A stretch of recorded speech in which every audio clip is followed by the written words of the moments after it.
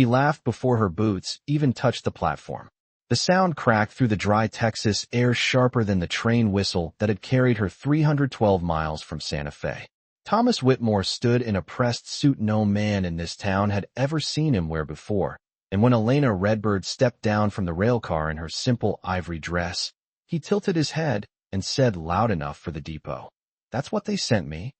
The men gathered near the freight crates let out short, eager chuckles. A woman by the ticket window covered her mouth, but did not hide her smile. Dust rolled across the wooden planks in thin waves, settling against Elena's hem like the land itself was unsure whether to claim her. She did not look like the brides in the catalog illustrations Thomas had bragged about. No lace spilling from her sleeves. No pale curls pinned high. Her dark hair was braided neatly down her back, a small turquoise pendant resting at her throat, catching the late afternoon sun. The train exhaled steam behind her, iron and heat, and coal smoke mixing with the smell of horse sweat drifting from the hitching posts. For a moment, she stood straight, chin lifted, holding the folded telegram that had promised marriage and a fresh start in a town that needed teachers and decent men. Thomas stepped closer, but not close enough to touch her. He looked her up and down the way a ranch hand inspects a horse he's already decided not to buy. "I figured you'd look different," he said, and the pause before the last word was where the cruelty lived. The laughter spread wider this time, from 5 men to 10, then to nearly 20 townsfolk drawn in by the spectacle of something unexpected. Elena's fingers tightened around the telegram until the paper bent. She had crossed 2 states with a single trunk, a borrowed dress, and a belief that a promise printed in ink meant something. The conductor shouted for passengers to clear the platform. The train began to move again, slow at first, then gathering speed, steel wheels humming against the rails. It did not wait to see what became of the bride it had delivered. Thomas cleared his throat and adjusted his cuffs. "I'm not going through with this," he announced, as if canceling a dinner reservation. Towns. Small. People talk. No one corrected him. No one reminded him that he had written every letter, signed every line. Elena blinked once. Twice. She did not plead. She did not shout. She simply turned her face slightly away from the crowd, and in that small shift, something fragile broke. The first tear fell before she could stop it, darkening the dust at her feet. And across the platform, beside a tall bay horse tied to the post, a cowboy who had not laughed at all removed his hat and watched. Caleb Hayes had seen men laugh before. He had heard it in saloons when cards turned bad and in cattle yards when a green hand missed his rope. But this laughter felt thinner, sharper, like it needed someone smaller to stand on. He slipped the reins from the hitching post and walked across the platform slow enough that no one could call it dramatic. His boots struck the wood with steady, even sounds, one after the other, until he stood a few feet from Elena Redbird. Up close he could see the dust clinging to her lashes, the way she kept her shoulders squared even as her fingers trembled around that folded telegram. He did not look at Thomas. He did not look at the crowd. He looked at her. "Ma'am," he said quietly, voice low as distant thunder over open plains. "You should not cry where men mistake it for weakness." She drew a breath that caught halfway, as if she had forgotten how to finish it. For a second she studied him, measuring whether he was another spectator or something else. The bay horse behind him stamped once, metal shoe ringing faint against a stone. The train was already a quarter-mile down the track now, its smoke thinning into the bright sky, leaving only the heat and the watching eyes. Thomas scoffed, brushing invisible dust from his sleeve. "This is not your concern, Hayes." Caleb finally turned his head, just enough to acknowledge the voice without giving it weight. "Seems like it is," he answered, calm and unhurried. No challenge in his tone, no threat, just certainty. A breeze rolled through the depot, lifting the edge of Elena's dress. She steadied it with one hand and wiped her cheek with the other, quick, as if embarrassed by her own humanity. "I will find lodging," she said. Accent soft but steady.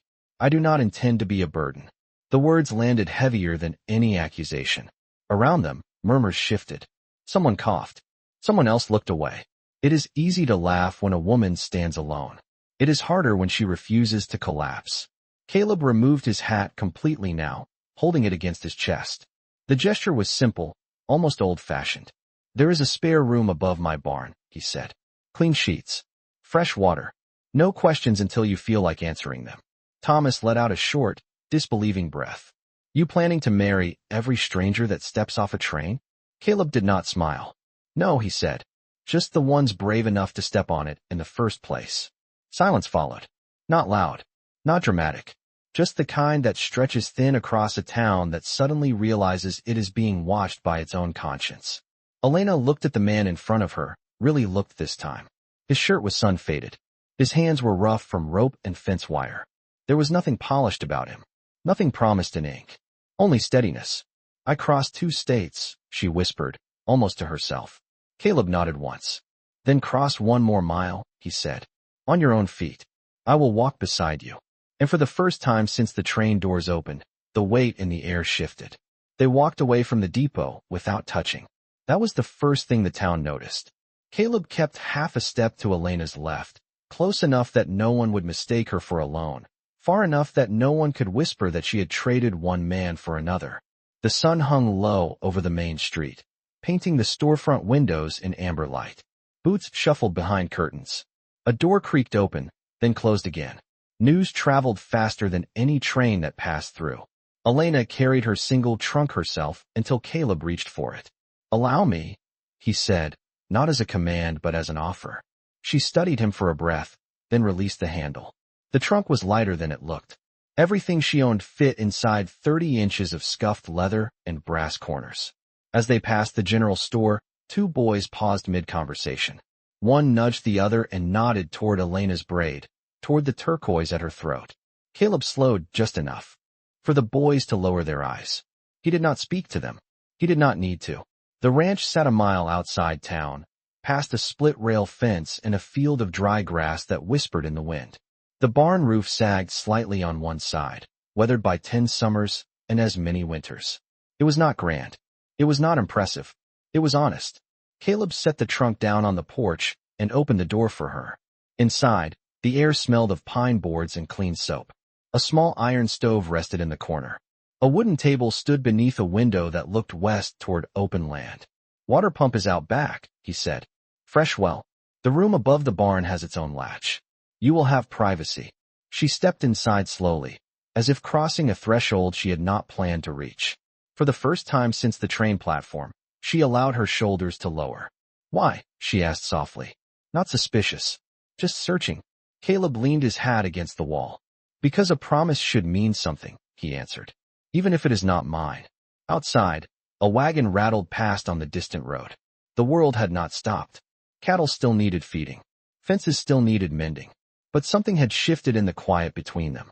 Elena moved toward the window and looked out over the field. They will talk, she said. They always do, Caleb replied. He walked to the pump and filled a tin cup, bringing it inside. He handed it to her without brushing her fingers. Let them, he added. Talking is easier than standing. She drank slowly, then set the cup down with careful hands. In the fading light, the turquoise at her throat caught one last ray of sun and held it. I do not want pity, she said. Caleb met her eyes evenly. Good, he answered, because I do not offer it. And in that simple exchange, with dust settling outside and the sky turning copper beyond the fence line, the beginning of something steady took root. Morning came quiet over the ranch, the kind of quiet that carries more weight than noise. A pale gold sun rose over the fence line, stretching long shadows across the field where dew clung to dry grass like scattered glass. Elena woke before the light fully reached the window. Above the barn. For a moment, she did not remember where she was. Then the scent of pine boards and clean hay settled her. Not a depot. Not a platform. Not a crowd. She sat up slowly, listening. Somewhere below, a horse shifted in its stall. Leather creaked. A bucket met wood with a soft, hollow knock. Caleb was already awake. She dressed in the same simple gown, smoothing the fabric with careful hands, then reached for her turquoise pendant. It felt warm against her palm, as if holding yesterday's sun. Outside, the air carried a cool edge, sharp enough to wake the lungs. Caleb stood near the corral, pouring grain into a trough. He did not turn immediately when he heard the barn door open. He gave her the dignity of stepping into the morning on her own terms. When he did look up, he only nodded. Coffee is on the stove, he said, strong enough to argue with. She almost smiled at that. Almost. The ranch looked different in daylight. Weathered, yes, but steady. Fences ran straight for 100 yards before bending toward the creek bed. A small patch of earth near the porch showed signs of planting, neat rows waiting for seed. This was not a man who drifted. This was a man who built. She wrapped her arms lightly around herself, not from cold, but from thought. They will come, she said quietly. Caleb leaned against the fence post, wiping his hands on a cloth. Most likely, he answered. Curiosity travels faster than reason. As if summoned by the words, a wagon appeared in the distance on the road leading from town. Its wheels turned slow, deliberate, not hurried, not friendly. Elena watched it approach without stepping back. She had run once, across 2 states. She would not run another mile. The wagon stopped near the gate. 2 men climbed down, followed by a woman in a bonnet that shielded her expression. They did not cross the fence. They stood there, measuring the scene like buyers at auction. Caleb did not move to greet them. He rested his forearms on the top rail and waited. Silence stretched across the space between ranch and road, dry and tense. Finally, the woman spoke. We heard, she said. Nothing more. Just those 2 words, heavy with judgment and curiosity alike. Elena stepped forward until she stood beside Caleb. Not behind him. The morning light caught her braid, lit the blue stone at her throat. Then you heard wrong, she replied, voice steady as fence wire pulled tight. The woman studied her for a long second. One of the men shifted his weight, glancing toward Caleb as if expecting defense or apology. None came. Only stillness. Only presence. A breeze moved through the field, carrying the scent of earth and sun-warmed wood. After a moment that felt longer than it was, the woman gave a small nod, not approval, but acknowledgement. The wagon wheels creaked again as they turned back toward town. Caleb exhaled slowly. Elena did not. She remained facing the road until it disappeared beyond the rise. It begins, she said. Caleb looked at the horizon where dust settled back into place. No, he answered quietly. It already did.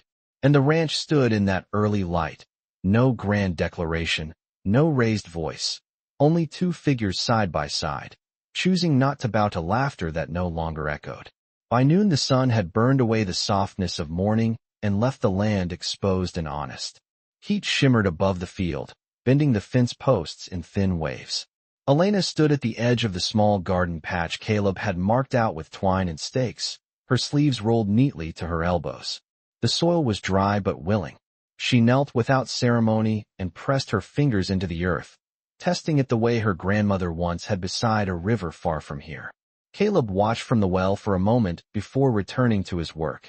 He understood something without it being spoken. If she was to stay, she would not stand idle. Work was a language no town could argue with for long. She moved with quiet precision, spacing seeds 2 inches apart, covering them gently, patting the ground flat as if sealing a promise into it. The ranch did not ask who she had been yesterday. It only asked what she would plant today. Around mid-afternoon, another rider appeared on the road, this time alone. The horse was well-groomed, saddle-polished. Elena recognized the straight back before she recognized the man. Thomas Whitmore stopped just beyond the fence and remained mounted, as if dirt might stain him. Caleb leaned against the porch rail, but did not approach. Elena rose slowly, brushing soil from her palms. She did not hide her work. Thomas cleared his throat, glancing toward town as if expecting witnesses. I did not mean for it to unfold that way, he said, careful with each word. You understand how people are. Elena held his gaze steadily. Yes, she replied. I do. The wind shifted, carrying the scent of dry grass and sun-warmed wood between them. Thomas's eyes flicked to Caleb, then back to her. There may still be an arrangement, he continued, if things are handled properly. The word arrangement settled heavily in the air. Caleb remained silent, hat low over his brow, giving her the space to answer for herself. Elena stepped closer to the fence, close enough that the turquoise at her throat caught the light. I did not travel 300 miles to become something handled, she said calmly. No raised voice. No sharpness. Only truth. Thomas shifted in his saddle. You would choose this? He asked, glancing at the weathered barn, the uneven roofline, the field waiting for rain. Elena looked around her slowly, taking in the open sky, the straight fence posts, the fresh rows of planted earth. Then she looked back at him. I would choose respect, she answered. Silence followed, thicker than before. A hawk circled high overhead, its shadow sliding briefly across the pasture.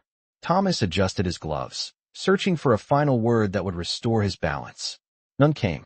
At last he nodded once, a gesture that held more pride than apology, and turned his horse back toward town. Dust rose behind him and settled again. Caleb did not speak until the rider disappeared beyond the bend. You did not need my voice, he said quietly. Elena glanced down at her hands, still lined with soil. No, she replied, but I am grateful for your silence. The sun lowered another inch toward the horizon, steady and unhurried. And in that quiet field, where seeds lay hidden beneath the earth and the past rode back alone toward town, something stronger than humiliation began to grow. Evening settled slow and deliberate, laying a copper glow across the pasture as if the sky itself had decided to watch what would happen next. The heat of the day softened into a warm breath that moved through the fence rails and stirred the first thin shoots beginning to press against the soil Elena had planted that morning. She stood near the garden with a tin watering can, pouring carefully, not wasting a drop. Caleb repaired a loose board on the barn, the steady tap of his hammer carrying through the quiet like a heartbeat. Neither of them spoke for a long while. There was no need. Work filled the spaces where doubt might have tried to live. As the sun dipped lower, a small cloud of dust appeared again on the road from town, thicker this time, slower, as if carrying weight. Elena noticed it first. She set the watering can down without haste and wiped her hands on her skirt. Caleb straightened but did not reach for anything, did not tense. He simply watched. A wagon rolled toward the gate, larger than the morning visitors, with 3 men seated up front and 2 more riding alongside on horseback. They stopped just outside the fence, boots hitting the ground one by one. No one shouted. No one smiled. The oldest of the men stepped forward, hat brim low, eyes measuring not the land but the choice that had been made upon it. We heard you turn down Whitmore, he said, voice level, not unkind, not friendly. Elena stepped forward until she stood beside Caleb again, her shoulder nearly touching his, but not quite. He turned himself down, she replied evenly. A murmur passed among the men. One of the riders glanced at Caleb as if waiting for him to speak, to claim, to defend. Caleb remained still, hands resting loosely at his sides. She speaks for herself, he said after a moment, tone quiet but certain. The older man studied Elena longer this time, noticing the dirt on her hands, the straightness of her posture, the way she did not avert her eyes. Town council meets tomorrow, he said. They will have questions. The words hung in the warm air like a test. Elena nodded once. Then I will answer them, she said. No tremor, no plea, just readiness. The wind shifted again, carrying the scent of approaching night and distant creek water. The men exchanged looks, something unspoken moving between them. Finally the older man replaced his hat and gave a slight incline of his head. Be there at noon, he said, then turned back toward the wagon. Wheels creaked, horses snorted softly, and the small procession rolled away, leaving the ranch standing, untouched behind its simple fence. The sky deepened from copper to violet. Crickets began their evening song. Caleb exhaled slowly, not from fear, but from awareness. They will try to measure you, he said. Elena looked toward the fading road, then down at the small green shoots pushing through earth behind her. I have been measured before, she answered. By harsher scales. Caleb nodded once. The first star appeared above the horizon, quiet and persistent. And under that widening sky, with town judgment gathering like distant thunder yet to break, the ranch held steady, 2 figures side by side, not waiting for permission, only prepared to stand.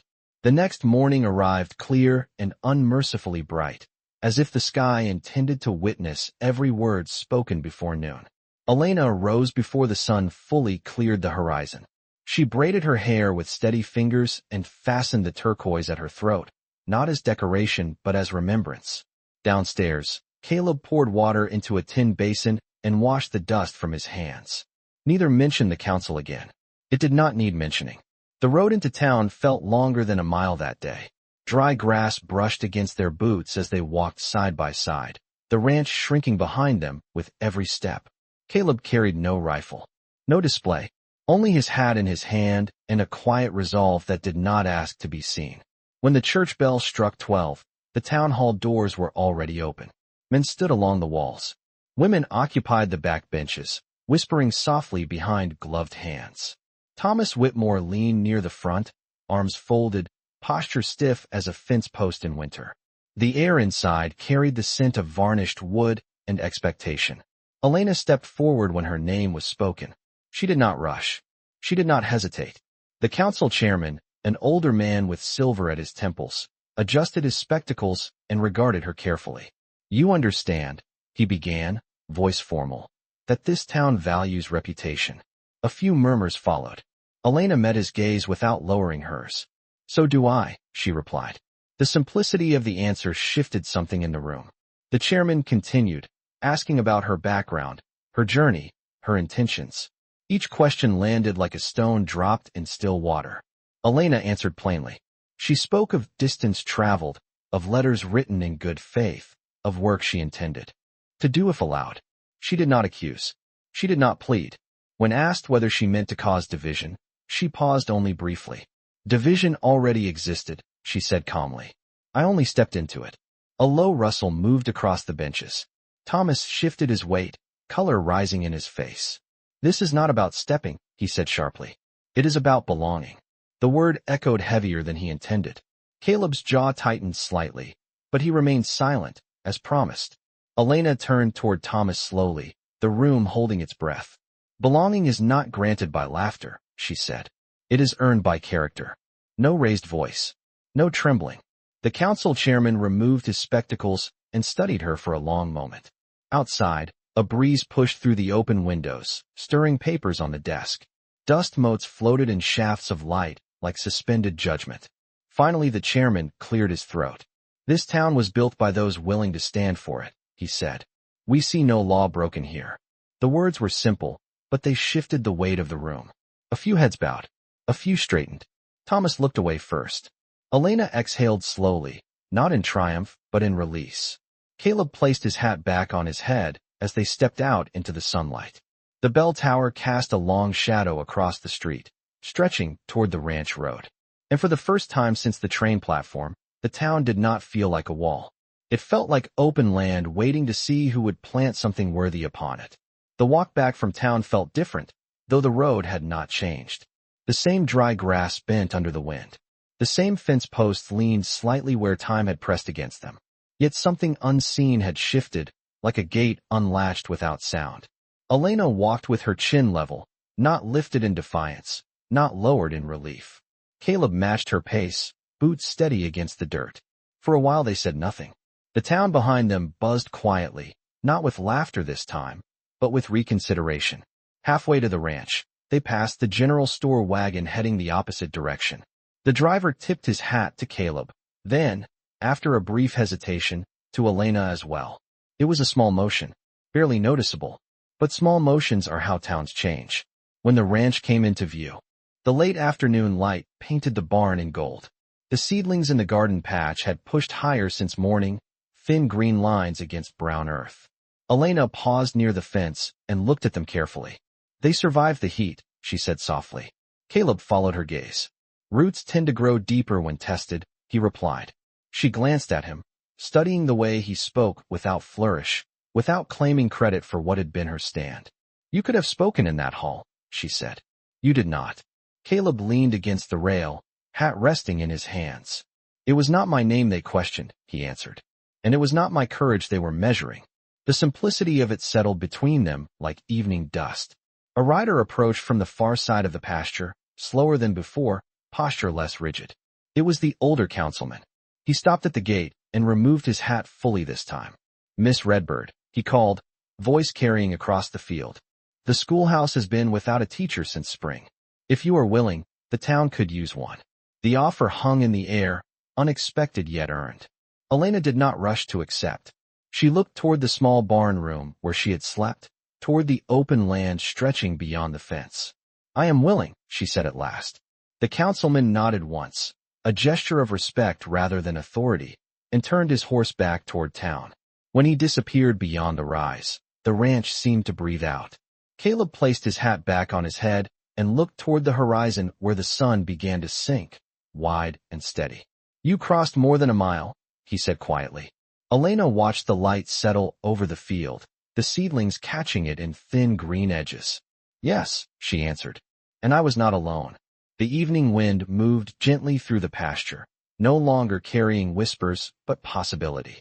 And beneath that open sky, beside a weathered barn and a growing garden, the promise that had once arrived folded in a telegram found its truer form in silence, respect, and the simple choice to stand beside rather than above. The following Sunday, the church bell rang with a different tone, not louder, but steadier. Elena stood at the small schoolhouse door just after sunrise, a ring of iron keys resting in her palm. The building was modest, white paint faded by years of weather, windows slightly uneven in their frames.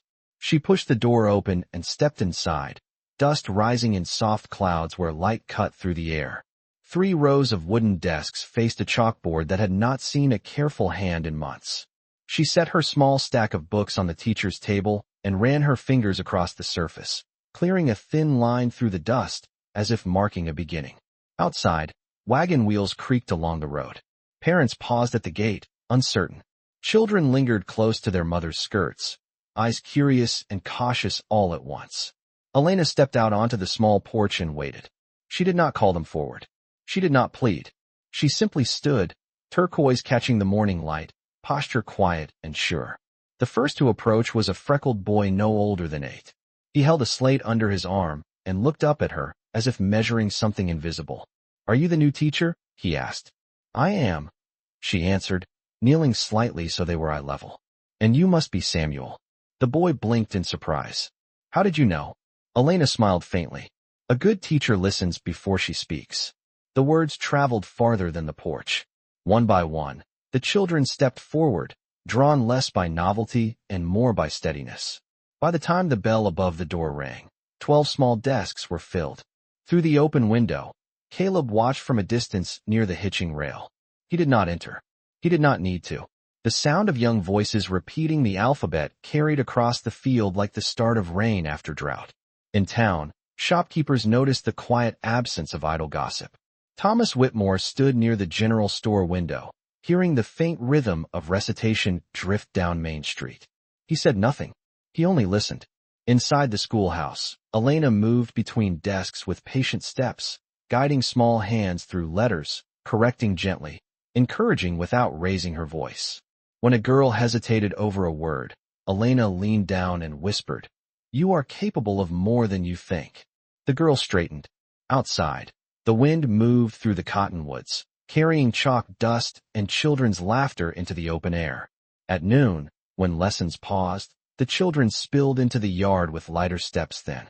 They had arrived. A few mothers lingered by the fence, watching from a distance. One offered a small nod. Another lifted a hand in brief greeting. Caleb tipped his hat toward them before turning back toward the ranch. Work waited, as it always did. But something else had begun to take root, not just in soil but in the heart of a town that had once measured worth by laughter. And as the schoolhouse door closed softly behind the last departing child, the sound that remained was not judgment. It was possibility.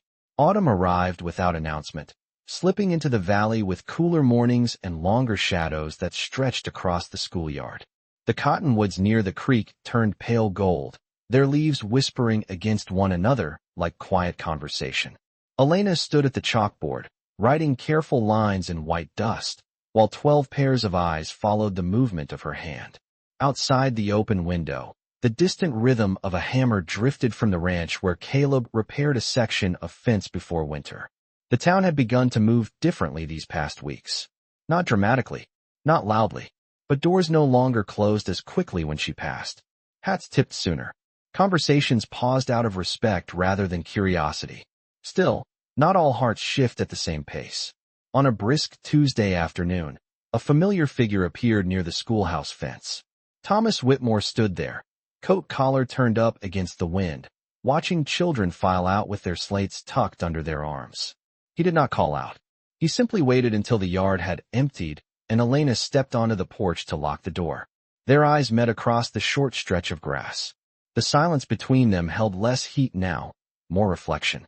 Thomas removed his gloves slowly, as if unsure what to do with his hands. "You have made quite an impression," he said, voice quieter than she remembered. Elena slipped the key into her pocket. "Children deserve consistency," she replied. A leaf drifted down between them, landing at her feet. Thomas looked toward the ranch road in the distance. "I misjudged what strength looks like," he admitted after a long pause. The words were not dramatic. They did not beg forgiveness. They simply existed, heavy and overdue. Elena studied his face, noticing the absence of pride she had once seen there. "Strength is not loud," she said. "Gently. It is steady."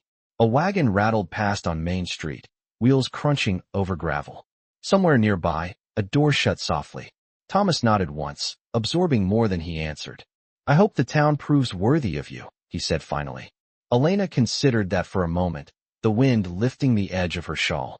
"The town will prove worthy of itself," she replied. He stepped back then, giving her the path without being asked. As he walked away, there was no bitterness in her gaze, only closure. She turned toward the ranch road just as Caleb approached on horseback, hat brim shading his eyes. He slowed beside her, offering a small, knowing nod without questions. She climbed up behind him, hands resting lightly against his shoulders, the horse turning toward open land. The schoolhouse bell swayed gently in the wind behind them, its quiet chime carrying across the valley. And as the sun lowered over fields now lined with both seedlings and fallen leaves, what once began in laughter had become something deeper, rooted not in promise spoken on paper, but in character revealed over time. Winter came in quiet layers, laying frost across the pasture like a thin sheet of silver. The ranch breathed slower in the cold. Fence posts stiffened. The creek along the far edge of the property carried a rim of ice each morning that cracked softly when the sun reached it. Elena stood on the porch wrapped in a wool shawl, watching her breath turn visible in the air. Below, Caleb adjusted the straps on a stack of firewood he had just carried in, stacking each log with deliberate care. The garden patch now rested under a pale blanket of dormant earth, but the memory of green still lived beneath it. Life had not ended. It had only folded inward for strength. In town, the schoolhouse windows glowed warm against the gray sky. Children arrived with red cheeks and mittened hands, stomping snow from their boots before stepping inside. Elena kept the stove burning steady, chalk dust mixing with the scent of pine and smoke. Lessons had grown firmer now, voices more confident. The girl who once hesitated now read entire passages aloud without faltering. Samuel corrected his own sums before Elena could reach his desk. Outside those walls, the town no longer spoke her name with uncertainty. They spoke it with familiarity. One late afternoon, as the sun dipped early and shadows stretched long across frozen ground, a small gathering formed outside the ranch gate. Not tense, not watchful. Neighbors stood with baskets tucked beneath their arms. Mrs. Hargrove from the bakery stepped forward first, offering a cloth-wrapped loaf of bread. "For the cold," she said simply. Others followed with jars of preserves, a bundle of kindling, a knitted scarf folded neatly over a gloved hand.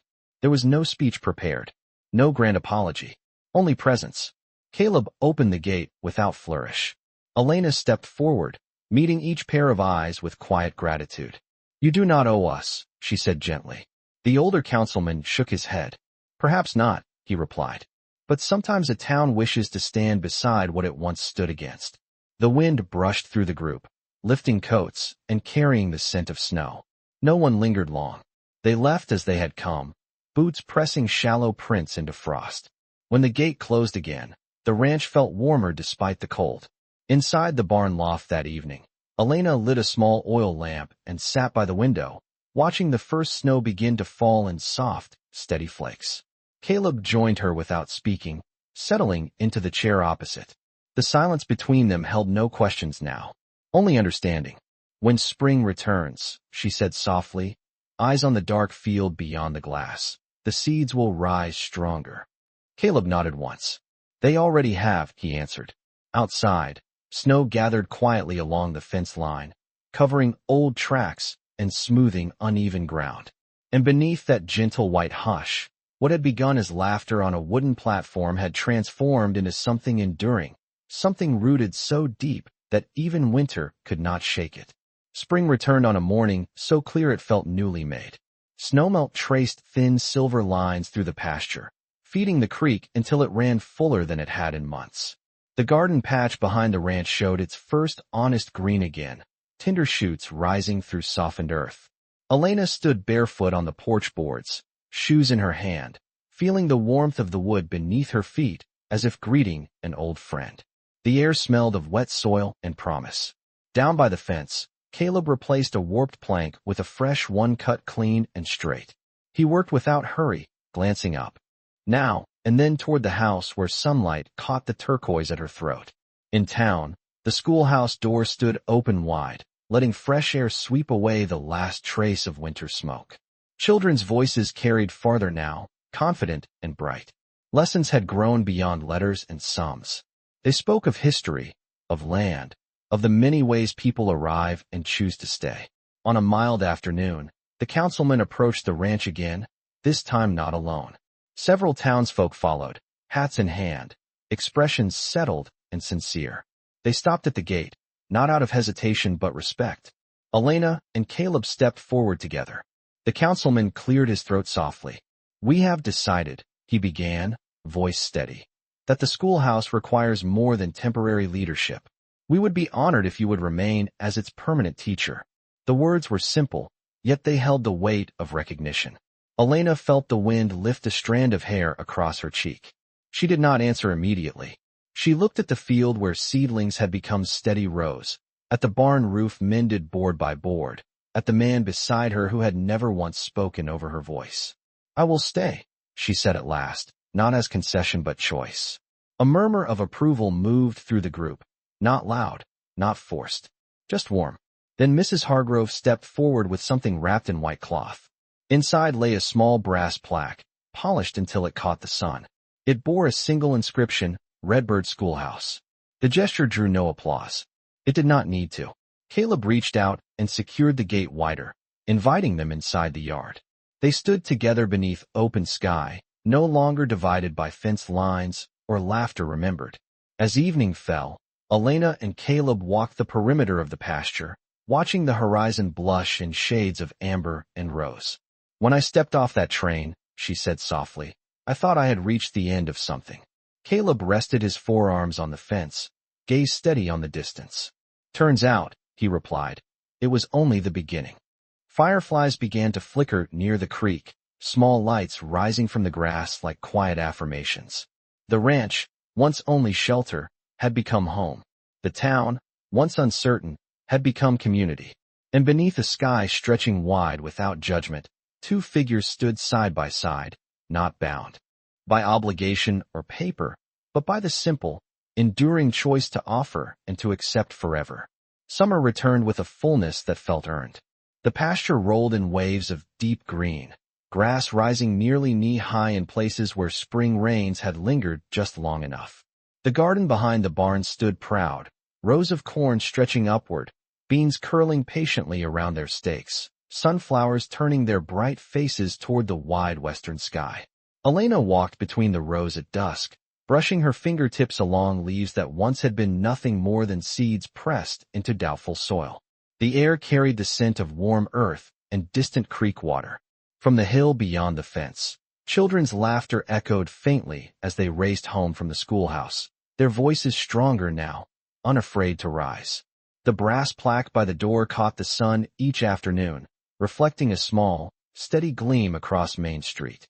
Caleb leaned against the fence rail, watching her move through the garden, hat low, eyes quiet. He had built no monument, made no proclamation. He had only stood when standing was required. And sometimes that is enough to change the course of a place.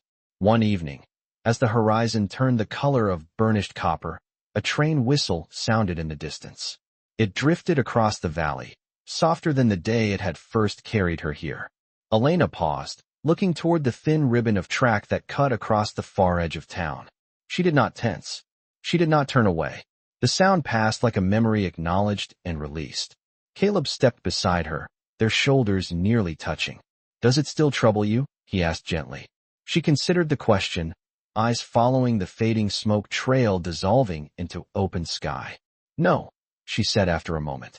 "It reminds me." He nodded once. The train had brought her into a place that had not known how to receive her. But it had also revealed the measure of the man who chose not to laugh.